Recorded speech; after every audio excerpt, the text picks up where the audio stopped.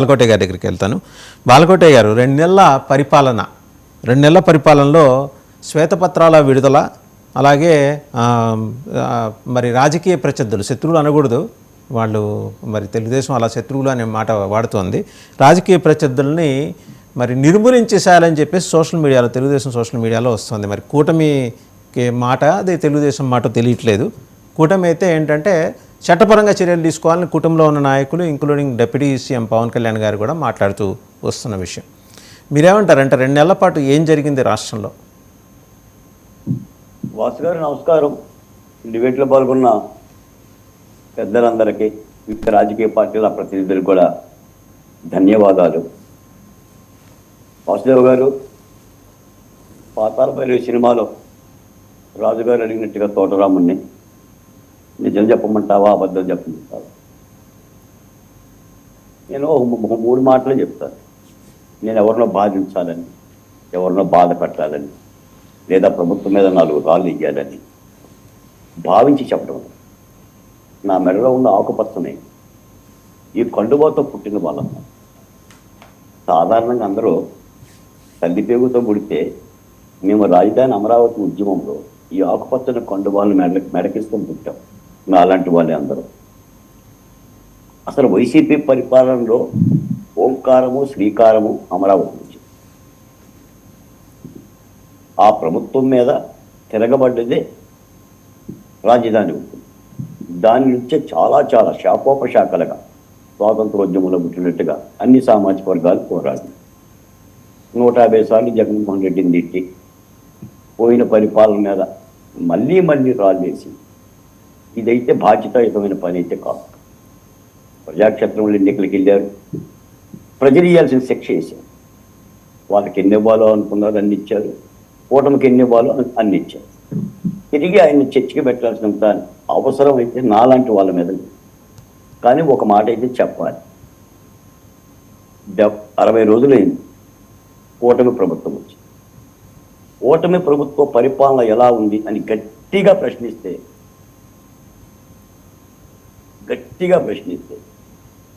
ఏమర్థం అవుతుంది? పరిపాలనకి ఎన్ని రోజులు కావాలి?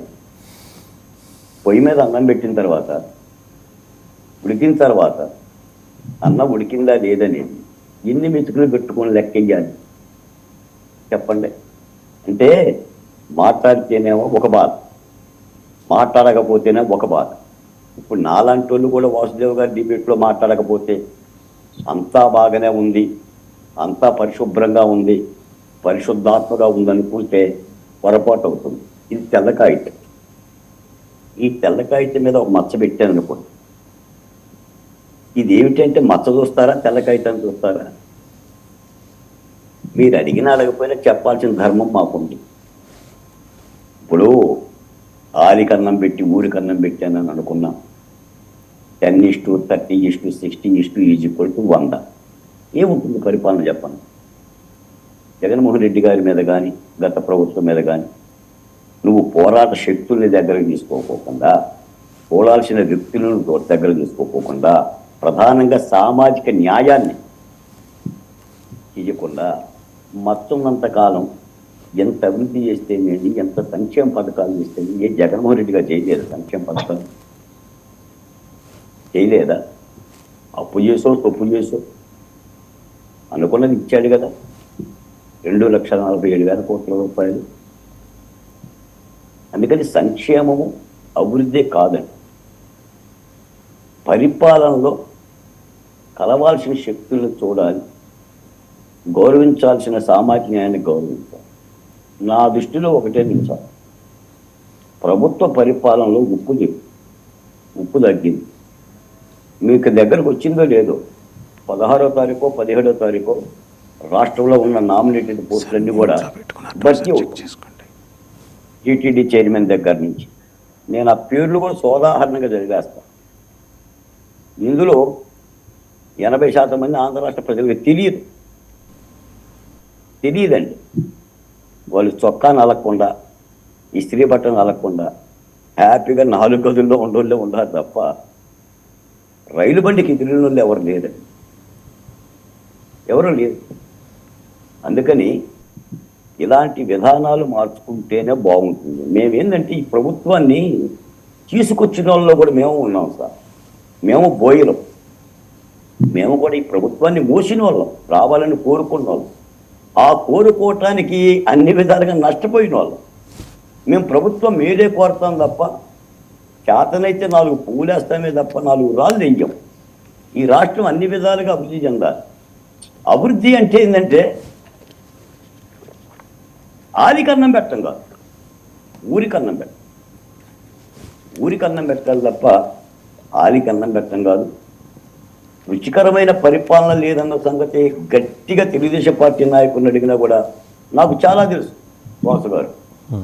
చాలా కాదు, చాలా చాలా చాలా తెలుసు, చాలా లోతులు. ఎందుకంటే I'm not a ordinary man. నాకు పెట్టుబడుల గురించి తెలుసు, పెట్టుబడులలో వస్తుంటే కూర్చొని చర్చిస్తున్న నాయకుల గురించి తెలుసు, ఏం మాట్లాడుతున్నారో కూడా తెలుసు. మేము రాష్ట్రం కోరుకున్నది ఇది కాదు సార్. మేము కొత్త చంద్రబింబాన్ని కోరుకుంటాం, కొత్త సుపరిపాలన కోరుకుంటాం, నష్టపోయిన రాష్ట్రాన్ని నిలబెట్టడం గురించి మాట్లాడుతున్నాం. నేను ఇలా ఆగస్టు 15కు ముందు 2 రోజుల ముందు ఇలా మాట్లాడతానని కూడా నా జీవితంలో నేను ఎప్పుడు అనుకోలేదు. మరి ఏం నేర్చుకుంటారు, ఏం తీర్చుకుంటారు? యథా రాజా తదా ప్రజ. ఆ ఇంగువ వాసన పోనంత వరకు వాసు గారికి బాగా అర్థమవుతుంది నా మాటలు. ఇంగువ వాసన పోనంత వరకు పరిస్థితిలో మార్పు రాదని. అందుకని ఎంతోమంది రాష్ట్ర వ్యాప్తంగా చేస్తున్న ఫోన్లు, దగా పడ్డవాళ్ళు, చనిపోయిన కుటుంబాలు, కేసులు పెట్టవాళ్ళు, భూములు అన్యాక్రాంతమైన వాళ్ళు, దౌర్జన్యాలు చేసిన వాళ్ళు, ఒక సొంతింటి కోసం కార్యాలయాల చుట్టూ క్యూలు కడుతున్నా కూడా పలకరింపు లేదనే మాట విని గుండె తడవుతుంది. ఒక ఆడకూతురైతే జగన్మోహన్ రెడ్డి గారి మీద తొడగొట్టి ఛాలెంజ్ చేసింది 2 ఎకరాలు పన్నెం కాస్తాను. నేను ఆ పేర్లన్నీ చెప్పదలుచుకోను. అటువంటి ఆడకూతురు తన బిడ్డను తీసుకొని కార్యాలయం చుట్టూ ప్రదక్షిణ చేస్తున్నట్టే ఒక కింది కులము, ఒక దళిత సామాజిక వర్గం ఆమె చెప్తా ఉంటుంటే ఇంట్లో గడవని పరిస్థితి, పలకరింపు దిక్కు లేదు. ఇలా చాలా చాలా అంశాలు. కాకపోతే ఏంటంటే మంచి చెప్పటం నా ధర్మం. ఆనాడు చెప్పా, వైసీపీకి కూడా చెప్పా సార్.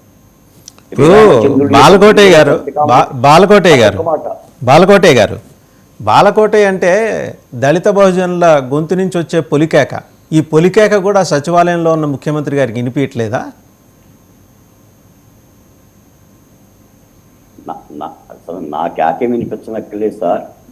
ఈ రాష్ట్రంలో నేను చెప్పాను, కొంతమంది ప్రాణాలు పోతే కూటమి ప్రభుత్వం వచ్చింది, కొంతమంది మానాలు పోతే ప్రభుత్వం వచ్చింది.